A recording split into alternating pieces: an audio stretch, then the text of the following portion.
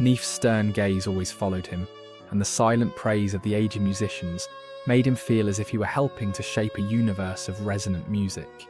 Thus, in the little house in Bonn, beneath the moss-covered red tile roof, a musical genius gradually took his first steps. Those melodies, not yet fully formed in his subconscious, had already crept into Ludwig's dreams, promising a life that would one day compose immortal symphonies, marking the transition between classicism and romanticism.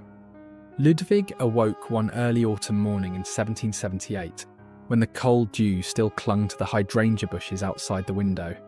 He was 10 years old, his fingers having grown strong and sinewy far beyond those of his peers. Life at the Elector's Court in Bonn grew ever more bustling.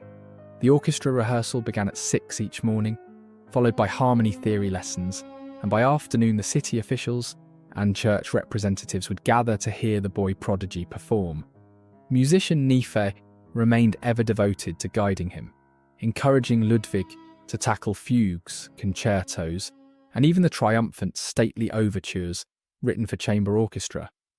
One afternoon, Neefe assigned Ludwig J.S. Bach's Wohltemperierte Klavier, instructing him to analyse each chord, study the contrapuntal structure, and then compose a short fugue of his own in a continuation style. Ludwig sat by the window overlooking the rose garden, the score laid out on the smooth wooden desk, sunlight slanting through the leaves and falling upon the notes as if imbuing them with soul. Each time Ludwig's fingers danced across the keys, the clear, graceful music caused nearby birds to pause their singing and listen. Neef paced about, brow furrowing, as he heard Ludwig's bold variations, at times raising the minor key higher, at others dropping into a deep mode, creating silences that both pleased the listeners and surprised them. However, those youthful years were also tinged with anxiety.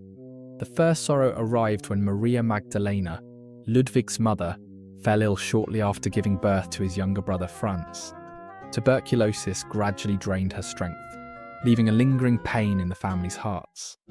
Johann, burdened by the weight of providing for the household, grew ever more harsh toward his eldest son. Practice sessions became more grueling, and scoldings already severe turned cruel.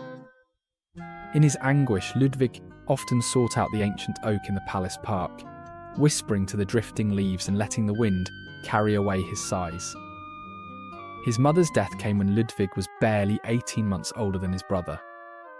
He saw her off for the last time, trembling hands clutching the handkerchief embroidered with a harp that she had kept by her side